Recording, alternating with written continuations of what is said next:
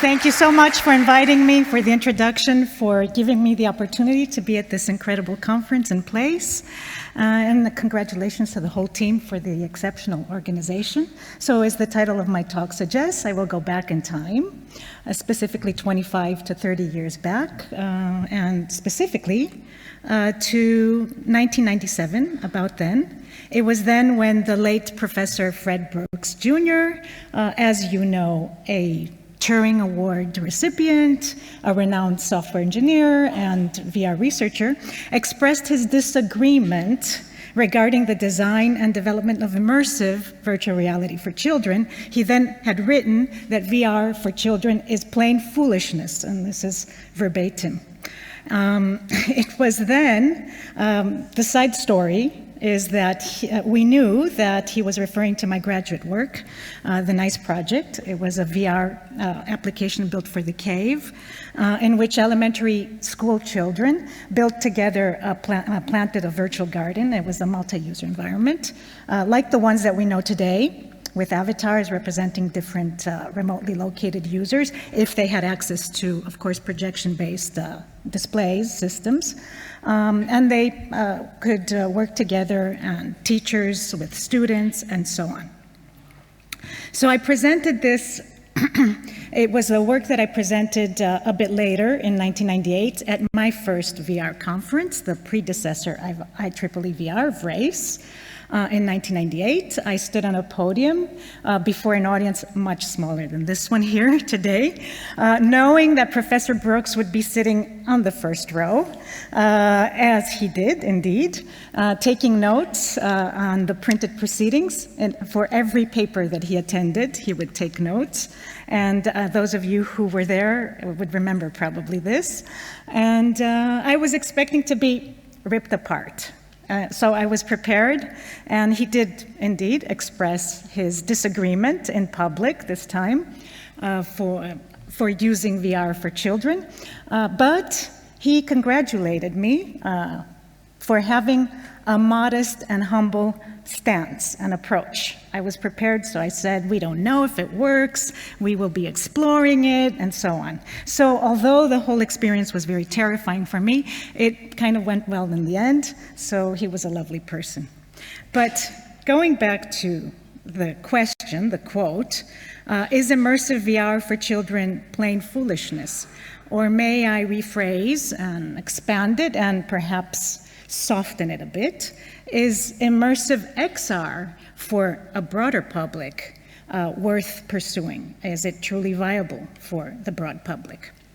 So since I have been working in this area of public-facing VR, and we now know the benefits, but although VR has advanced and some core challenges still persist, and some opportunities, of course, still remain consistent. So I will briefly summarize a few key opportunities and pain points through projects that I've been directly involved in, reflecting on how things have changed over time.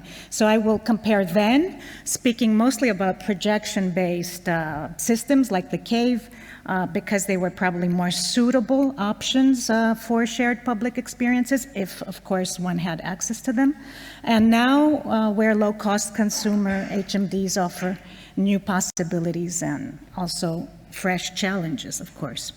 So in terms of accessibility, usability, or operational issues, projection-based systems required extensive setups of multiple components, that projectors, tracking systems that had to be calibrated, maintained, etc. HMDs were better, but of course they had other problems.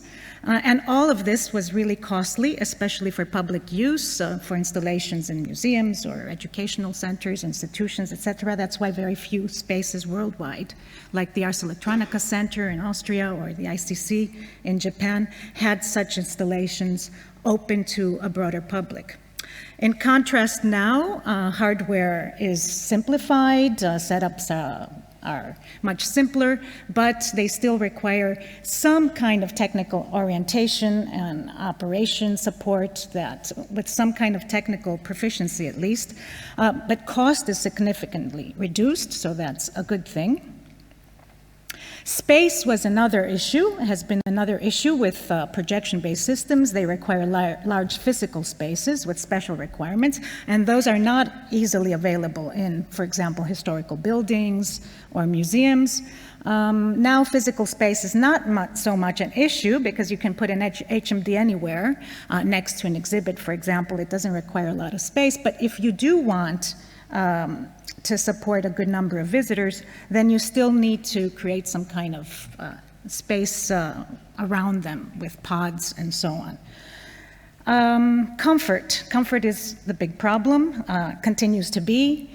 In the past, cables, tracking glasses, VR systems were not made for kids. You can see here an immersive desk, and we had to put boxes so they can step on it, on them so they can be taller. Glasses didn't fit, they would fall off, they would break. They cost about $800, $900 at the time in the 90s. Another problem with the cave was that kids would chew gum and it would fall off, and the floor was a projection screen. So every evening we had to scrape gum off the floor.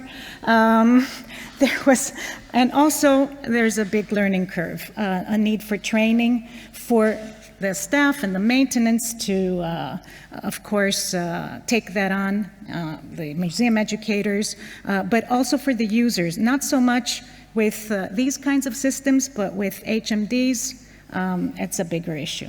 Now, with HMDs, of course, back at the time, they were very heavy. This is me at Disney Quest, a park, virtual park that Disney had created for a few years, about 25 years ago.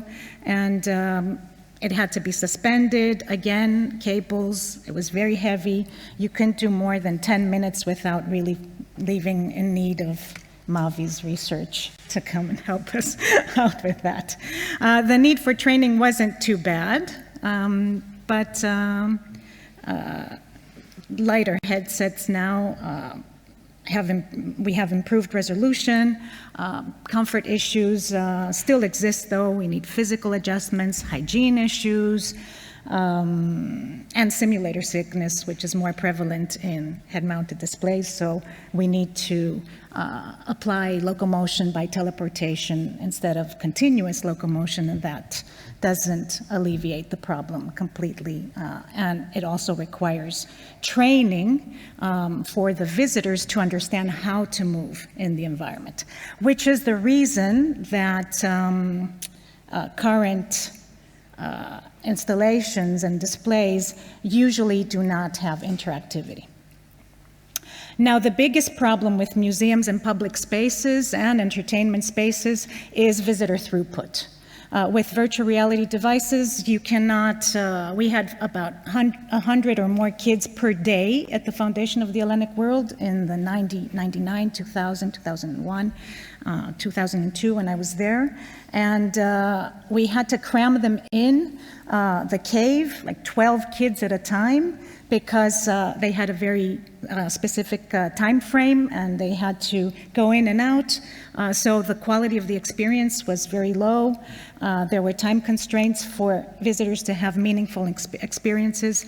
So this is definitely the case, and it's still a problem today.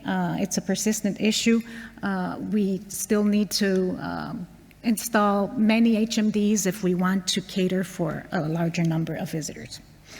Despite these barriers to a more widespread use, there are opportunities.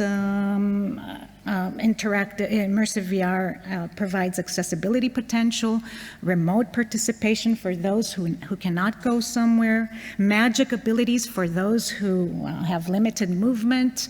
For example, this 9-year-old girl here was amazed that, in her words, although she could not walk, she could fly, and this had a major positive impact for her when she was experiencing this virtual world.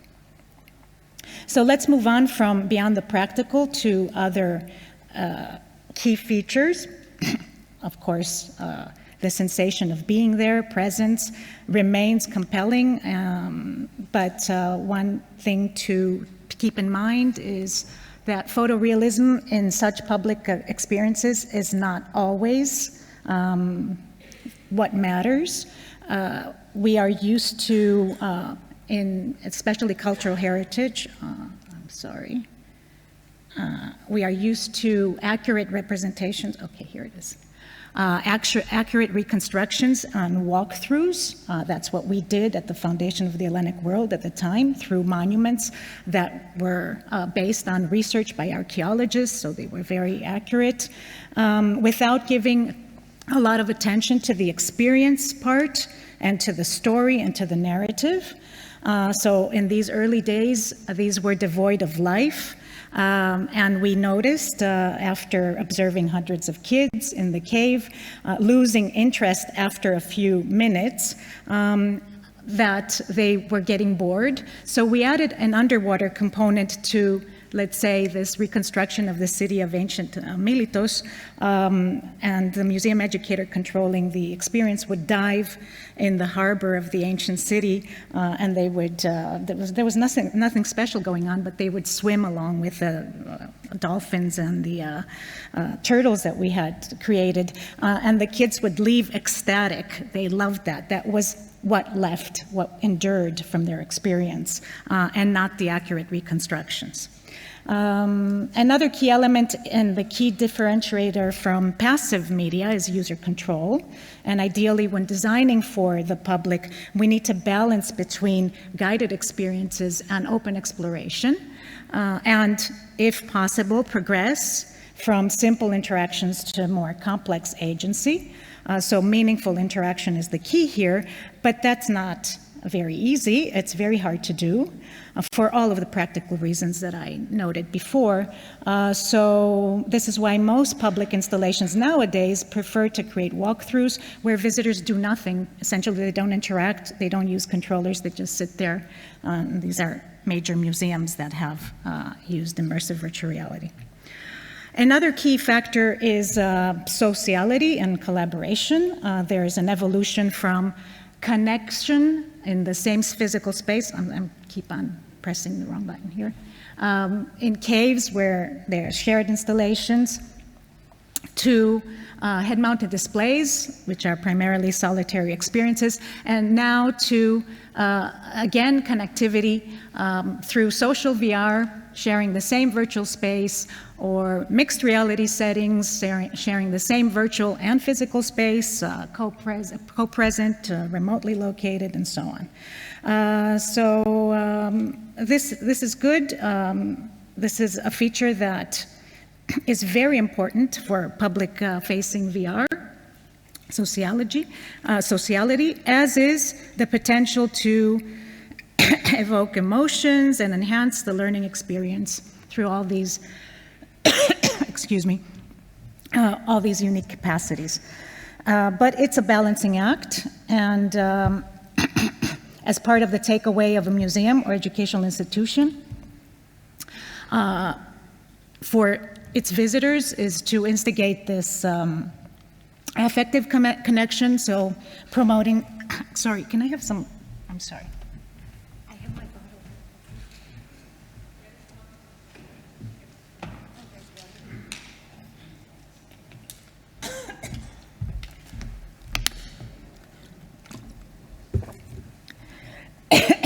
So yes, prompting visitors to ask questions, to understand about past people, if it's a cultural heritage institution, and to engage with their emotions and their values and worldviews and so on. So to illustrate how we try to combine the above key features and opportunities, I will briefly show two recent examples from these are European research projects, but currently both are installed in museums. They are being used in actual museums. One is the Emotive project, and at the Hunterian Museum Gallery at the University of Glasgow in the UK, in Scotland. There is a multi-user VR component to this, and there is also a VR experience that we created for the Neolithic site of Çatalhöyük in Turkey. This is a very interesting site because it's very old. What a visitor can see today is just this. Really, they can't make sense of the space, but it has been excavated. Archaeologists have a lot of information. There were streetless neighborhoods, homes that were built and rebuilt on top of one another. And so we created a group experience of the site in groups of 2. You are led together through these reconstructions of homes.